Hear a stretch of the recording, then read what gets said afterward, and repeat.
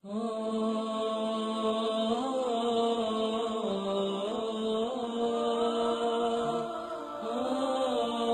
حق کا نام ہے، تیرے دل میں ہے علی؟ ہاں، کوئی حق تو نہیں دبایا، کسی یتیم کا مال تو نہیں کھایا، کسی کے پیسے تو نہیں دینے تجھ کو؟ تو کہتا ہے جکڑ بندی ہو گئی کاروبار میں، تیرے پاس کچھ بھی ہو، کچھ بیچ، اس کا پیسہ پہلا دے دے جو تیرے پاس روز چکر لا رہا ہے، اس کو آزاد کر، اللہ تجھے آزاد کر دے گا۔ کیو ٹی وی پہ لکھا ہوا تھا جناب، ایک جملہ لکھا ہوا شکیل بخاری صاحب، لکھا تھا ایک صاحب تھے کہ باہر نکلتا ہوں، کبھی کوئی خوف میں رکھتا ہے، کبھی بل خوف میں رکھتے ہیں، کبھی ٹیکس خوف میں رکھتا ہے، کبھی فلاں چیز خوف میں رکھتی ہے، کبھی یہ چیز خوف میں رکھتی ہے، کبھی کاروبار میں بدماش چلے آتے ہیں۔ خدا کی قسم فقیر نے ایک جملہ کہا، کہنے لگا اللہ کہتا ہے جن کا تو وارث ہے اپنے گھر میں ان کو حالت خوف میں نہ رکھ، ورنہ اللہ تجھے باہر حالت خوف میں رکھے گا۔ خدا کی قسم یہ میں معجزہ دے رہا ہوں، گھر میں جانا اپنے جو جسٹ میرڈ ہیں، جن کی بیویاں ہیں، آج مولا علی کی محفل کے صدقے میں جو مولا علی کا پیغام ہے وہ دینا چاہتا ہوں میں۔ تم گھر جانا اور اپنی زوجہ سے صرف ایک لفظ کہنا کہ اگر کبھی تجھے زندگی میں میری کوئی بات بری لگی ہو تو آج بی بی فاطمہ الزہرا سلام اللہ علیہ کے صدقے میں مجھے معاف کر دے، اور میں کوشش کروں گا کہ میں غصہ نہ کروں تاکہ باہر والے مجھ پہ غصہ نہ کریں۔ کل کا سورج نکلے اس سید کی زبان یاد رکھنا، دنیا مہربان ہو جائے گی حق پر، خوف ہٹ جائیں گے دل سے۔ جن کا تو وارث ہے ان کو حالت خوف میں رکھے گا تو جو تیرا وارث ہے تجھ کو ہلکا سا ٹچ تو دے گا نا، پھر بھی وہ بڑا رحیم ہے، پھر بھی بڑا رحمان و رحیم ہے۔ اور جو میرے بچے یہاں بیٹھے ہیں، بہت دور دور سے چھوٹے چھوٹے بچے آئے ہیں، اچھا کیا لینے آئے ہو؟ خیبر سننے؟ مولوی صاحب سنائیں گے۔ خندق سننے؟ وہ بھی مولوی صاحب سنائیں گے تم کو۔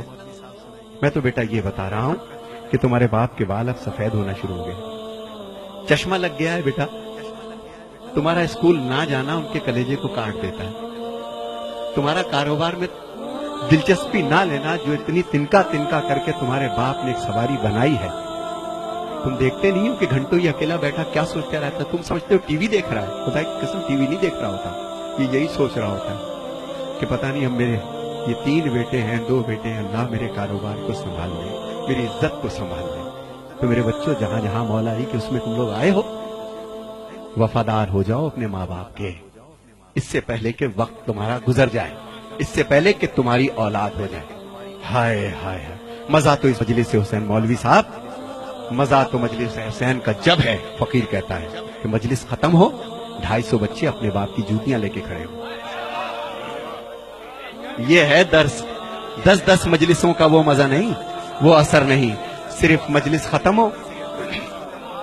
میں نے اپنی آنکھ سے دیکھا، میرا باپ دنیا سے چلا گیا، جب دنیا سے چلا گیا تو میری ماں نے جائیداد رکھی، آؤ اپنے باپ کی جائیداد بیٹو، بین الاقوامی شہرت یافتہ ہو، دنیا میں تمہیں سب جانتے ہیں ندیم سرور، آؤ اپنے باپ کی جائیداد بانٹ لو۔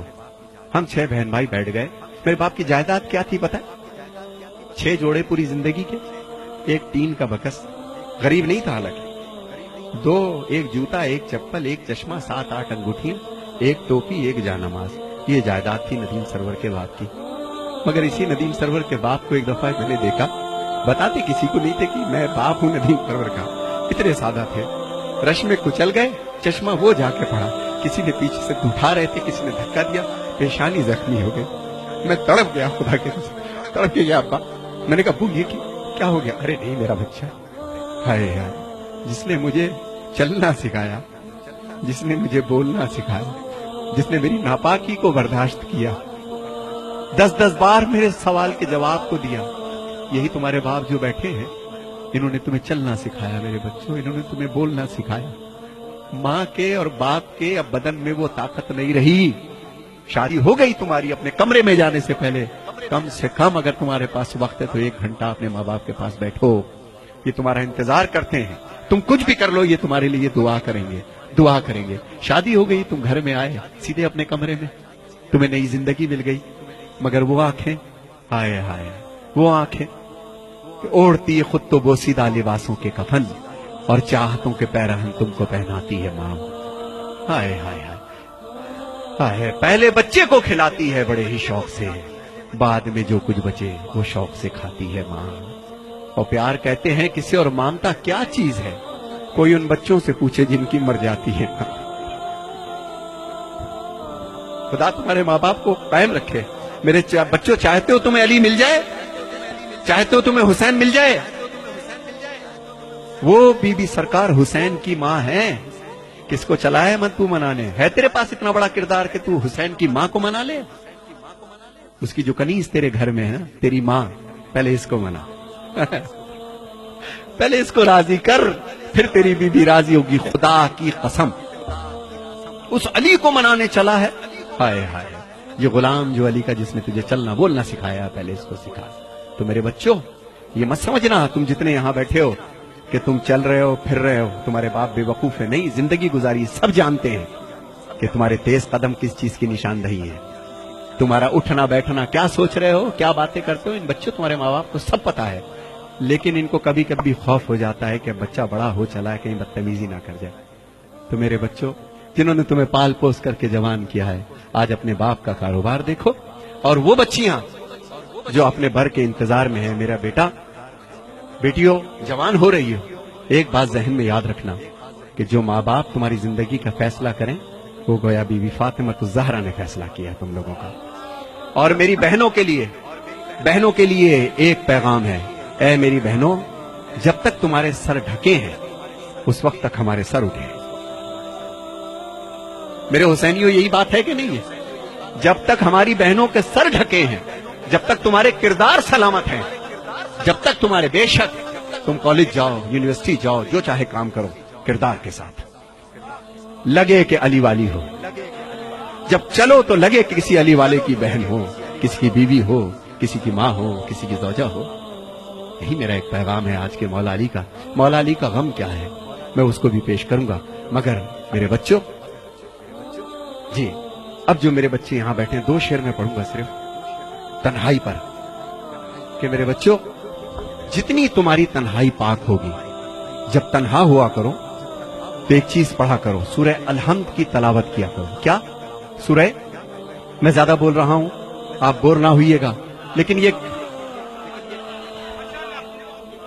یہ میری اماں کی باتیں ہیں، یہ میری امی کی باتیں ہیں، جنہوں نے بچپن سے سکھائی.